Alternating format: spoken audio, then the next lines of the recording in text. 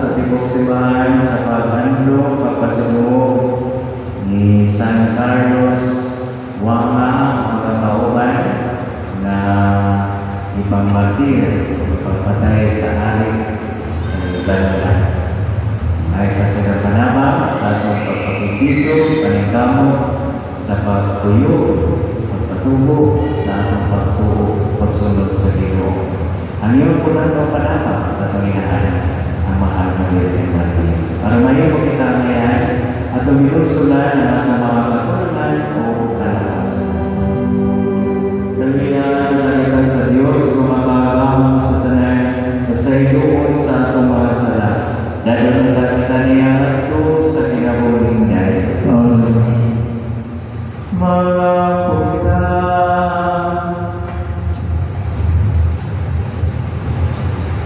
O Diyos, ipagkini mo ang tubo sa mga martir na bingin sa mga Kristiyanos.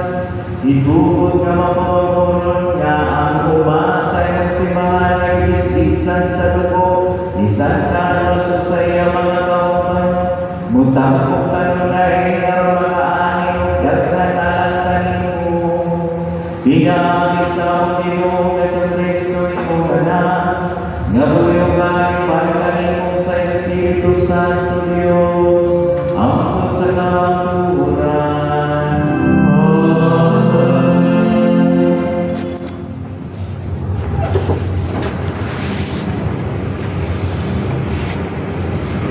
Kinotlo, gikan sa ikaduhang sulat ni San Pablo ngadto kang Timoteo. Gikan ni Pablo, apostol ni Kristo Jesus, tungod sa pagbuot sa Diyos, o gipadala aron magsangyaw sa gisaad ng kinabuhi, nga atong nabatunan, pinaagi sa pagkahiusa nato kang Kristo Jesus. Alaw kang Timoteo, ang pinangga kong anak, ang Diyos nga Amahan, o si Kristo Jesus nga atong Ginoo, maghatag ta kanimo grasya, kaluoy ug kalinaw. Nagpasalamat ako sa Diyos na akong gialagaran sa malinis nga konsensya, sama sa pag-alagad sa akong mga katigulangan. Adlaw ug gabi, nagpasalamat ako kaniya diha sa akong mga pag-ampo sa akong paghandog kaniya. Tungod niini, pahinumduman ko ikaw sa paggamit sa gasa nga gihatag sa Diyos kaniya. Sadyang ipandungan ko ikaw sa akong mga amo. Kaya ang Espiritu nga gihatag sa Diyos kanato, dili Espiritu sa katalan, kundi Espiritu sa gahom ug gugma o pagtugong sa kaugalingon. Busa ayaw kaulaw sa pagsaksi sa atong Ginoo o kanako nga iyang pinilanggo. Hinunoang pakikambit sa mga pag-antos tungod sa maayong balita. Sumala sa puso nga ihatag sa Diyos kanina. Giluwas kita niya o gipili aron maiyang katawhan. Dili tungod sa atong nabuhat, kundi tungod sa iyang kaugalingong tuyo o grasya. Gihatag niya kanato kini maong grasya diha kang Kristo Jesus sa wala pa magsugod ang panahon. Apan karon gipakita na kanato pinaagi sa pag-abot sa atong manluluwas nga si Kristo Jesus. Gibuntog niya ang gahom sa kamatayon o pinaagi sa maayong balita. Gipadayag niya ang kinabuhi walay katapusan. Gisugo ako sa Diyos, pagsangyaw sa maayong balita, ingon nga apostol ug magtutudlo, ug nag-antos ako tungod niini. Apan wala ako kini kaulaw, kay nakaila ako sa akong isaligan, ug siguro ako nga siya ra ang makaampi sa iyang ipiyal kanako hangtod ni adtong adlaw. Ang pulong sa Ginoo. Salamat sa Diyos.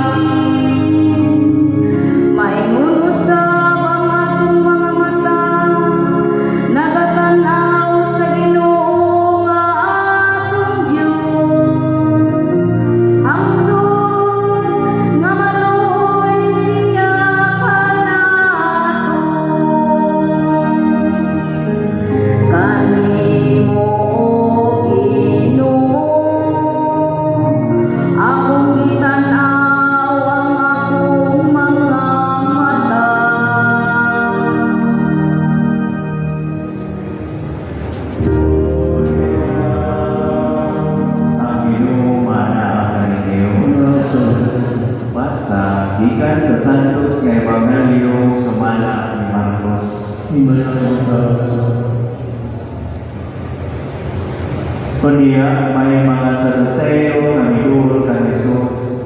Maukit sila ang nagingon na di mabanhaw ang mga patay.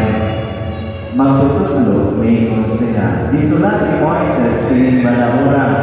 Kung mamatay ang usa ka tawo o magpili o asawa apan walay anak, ang iyang isuon kinahanglan mga asawa sa byuda aron sila mga anak sa namatay. May 7 ka managsuon na lalaki ang kamangulakan ng ninyo kung namatay na walay anak. Kunya ang iyang manghod na asawa sa byuda o siya usab namatay na walay liwat.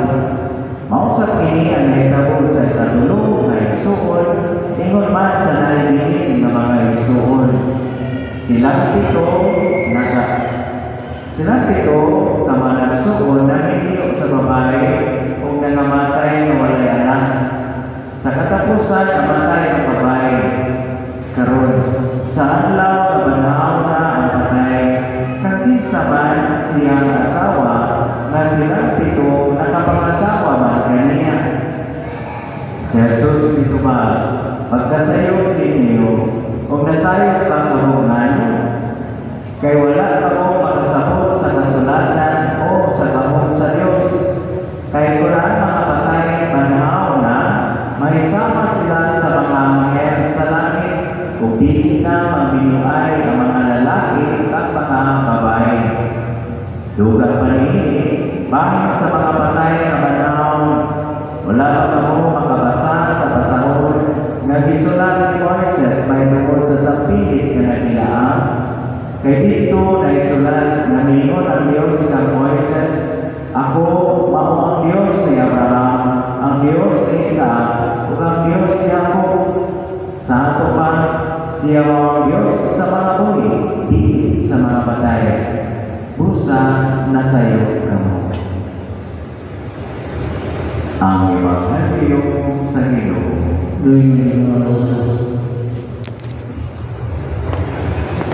Ang kinabuhing dayon, pagkabanhaw sa katapusang adlaw, kabahin o tipik kini sa atong pagtuo. In fact, naani sa ato ang credo or the summary of our faith. Katapusan kabahin sa atong credo. Ato na siyang litukon every Sunday. Usahay, madaganan na to, wala usahay di kayo natatagaan o bugaton. Nasagaran ko na ito, mahal. Kaya nung nagtaglaan kinabuhin tayo, panahon na doon ay mamatay. Mag-ampo ta, malangit sila, mag-ampo ta, magkita ka niya na po, etc. Kapag di lang punta ni seasonal na matong malito, matagang importansya, ang kinabuhin dayon o langit. Mahimo ta gini nga sa samo pa makatutok kita ni ang atong mga mata, makatutok, makapangita, makapokus sa Ginoo, makapokus nga sa mga pagtulunan sa Ginoo nga mapakita nato adlaw-adlaw na langit nun punta. Natural lagi tayo mga kalibutan na mga pangandoy. Kaya kalibutan ng bata. Pero, ang pagtuo, mugobiyan kita sa earthly pleasures, mga successes sa kalibutan. Kana, pagtuo na na, kinahanglan. Wak pa'y nagsulting unsa ang langit. Of course, na mga cases of kana mga near-death experience, kana mga tao na namatay tayo o niya nabalik. Niya na mga sugilanan dahil nga pagkanindot dito. Well, ilahan ko na mga experiences. But wa kayo makaingon completely unsa kini langit o unsa may labo sa pagkabanhaw na. It's beyond our comprehension. O iyan na sa Ginoo problema. Ang atong problema no, kung saan nato na maapil ta na. Na grasya sa Dios na ang ugma apan ang kinahanglan ko sa ato ang pagbuli, pag-uyon. Maningkamot po ta nga mahalangit. Mabitaw na sa mga giya, na Ten Commandments, na Beatitudes, na mga panudlo sa Ginoo. Ano mag-iyahan ta? Ano nga, bisa na pa ta, kalimutan pa ta, na atay mga langit nun po nga mga lakang, hiyas, o kinaiya. Maunin, kumusta man ang ato ang pagtuo, pangandoy nga malangit, ana ang pamanak. Nga every time kamari ta sa simbahan, basta kalimutan ang nagyan na kaliyan ko. Well, wako may sayo na, pero go beyond earthly desires. Desire heaven. And dunay kalalian sa kinabuhi kung mindful ta at dunay langit, kung tuo ta na dunay langit kaysa tao wala na tuog langit, lahit kayo ang pagkinabuhi. So karon masisa ta ang ato ba mga laka, ang ato mga pagkinabuhi, murabag ato ba yung iba subay o nagpadulong pa kita sa langit, tinahagi sa pagsunod sa pagtulungan ni Kristo, o kasi atras noon kay kalibutan naman pa tayo ang natuwa mga pangandoy o mga pag-ampo sa mga ison. Dili yung tatamay sama ini mga Saduceo, ini sila dili mo tuo na dunay pagkabanhaw. Apan ako nakita tanan nituo ta na dunay pagkabanhaw, dili lang sa una ta ang amang pagtuo makita sa atong ilalawang adlaw pag kinabuhi diya sa atong pagtagad sa uban, diya sa atong pagtuman sa kabubuton sa Dios. Manindog balik. Kubay sa pagsabi ato karong ipanangan ang ato mga Panginoon nato sa Dios may magkita amahan dugta kami. Amahan dugta kami. Ang simbahan palayo ng buhay sa maayong balita sa kapanhawan ug sa maabot ng kinabuhi magampo kita sa Ginoo. Amahan dugta kami. Alini sa atong pagkadlaw pagpuyo madala nako ang kahayag sa paglaom ato kanila nga nagpuyo niya sa kamiti ug sa kawalay paglaom magampo kita sa Ginoo. Amahan dugta kami. Ang mga Kristohanon sa tanang dapit kasi ang bubuhat sa ilang mga hapon tungod kay sila mga anak ng sa Diyos magampo kita sa Ginoo. Amahan dugta kami. Nga mga masaktulo silang nag-ato sa makadiskubre sa makaali ng presensya ni Kristo kaya sa ilang kinabuhi magampo kita sa Ginoo. Amahan dugta kami. Ngayon ang tagisip na tako sa kapuslano na nagkanamo ang nangyong tiyapilo kamumot mabayaw na ito sa altar sa mga santos magampo kita sa Ginoo. Amahan dugta kami. Nga ang mga namamatay sila nagbungat na pangkan tungod sa ilang pagkawala tungod sa pagkabanlaw ni Jesus magmalaumon o mahupay niya sa ilang kabulanan magampo kita sa Ginoo. Amahan dugta kami. Diyos sa mga itugod na ang mga pagampo nga among kinalangan na sa mga tumangan, pinahagi ni Kristo ang Ginoo. Amen. Mga igsoon, marako kamo, aron na ako kakiniyo na sakripisyo, gawaton ta sa Diyos mga kaagahon sa Kanya. Doon na silang sa Kristo na sa mga kamot, alam sa dahil kumanya sa lahat, alam sa pagkakuslanan o nasangkot sa mga. Naghanap kami kanimo mga gasaw Ginoo, ganahan ko na mausanan, nga sama ang ngayong gihatag sa mga santos nga martirang pagpalabi sa pagpakamatay kaysa pagpakasala. Imo sa kami, hinaalala na mo raw kalimunan ang kanimo lamang, magalagad sa imong altar ingon nga maayong sulubuhon. Pinaagi ni Kristo among Ginoo. Ang iyong mana kaniniyo, ayaw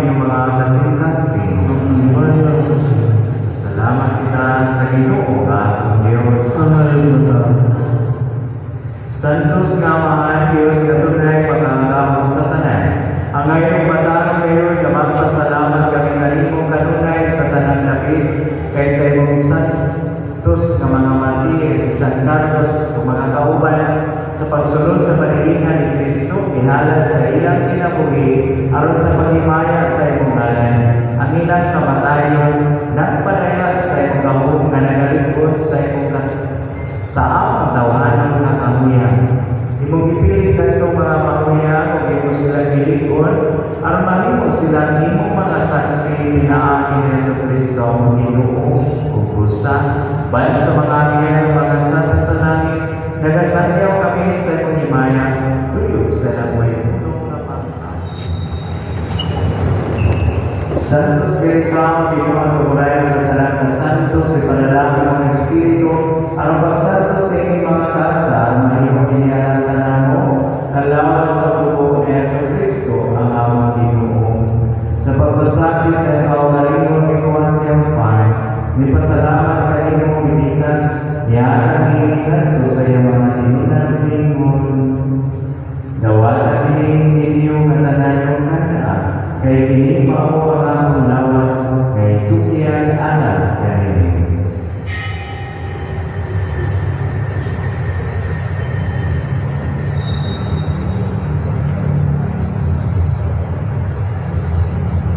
Sa samang paagi, tapos ang panihapon ikuha sa sakali. Sige, pasalamat kayo mo sa nihatag nihingan ko sa iyong mga tinunan lingon. Dawat kini upang iyong kamungatanan di kami, kay dini mawagkali sa akong dugo, sa bago utunahay makasabutan.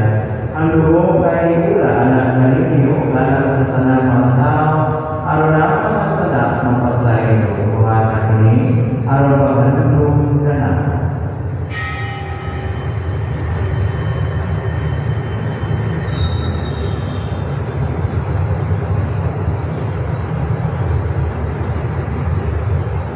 Ang misteryo sa pagtubos. Kristo na matay, sa Kristo na matay, sa Kristo na matay. Anong pagandong sa kamatay ng pagkaban ng Yesu Kristo, naghahalan kami kanimo ang mga inipan sa kinabuhi o kami sa kalawasan.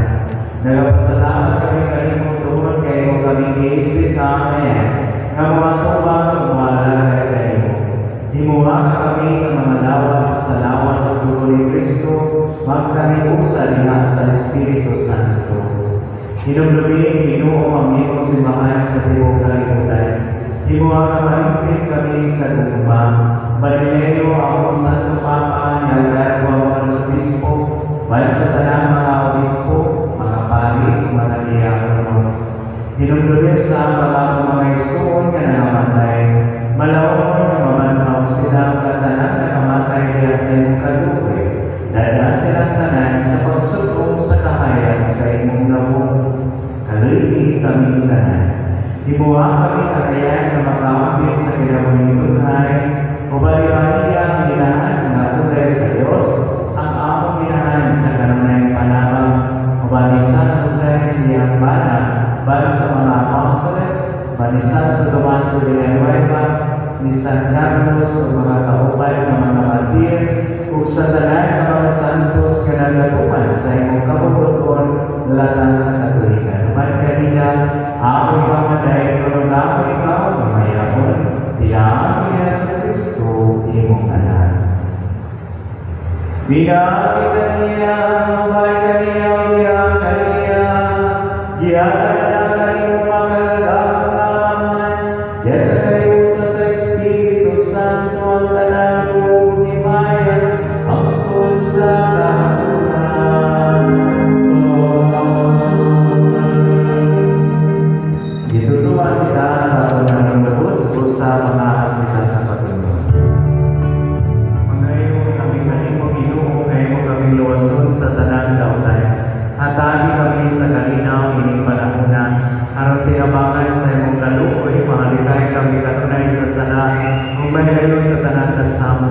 Samtang nagabaon kami kamadawon sa pagbalik ni Yesu Kristo, amo, Mario Yesu Kristo, nag-ikot ka sa imong mga apostles.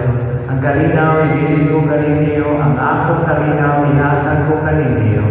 Ayaw tanawa ang akong mga sala, kung dili ang pagsalig sa imong simbahan, ug sipo sa imong kabuot o natani kami sa imong kalinaw dahil usa ikaw ang buyong-ari hangtod sa kaangkuran.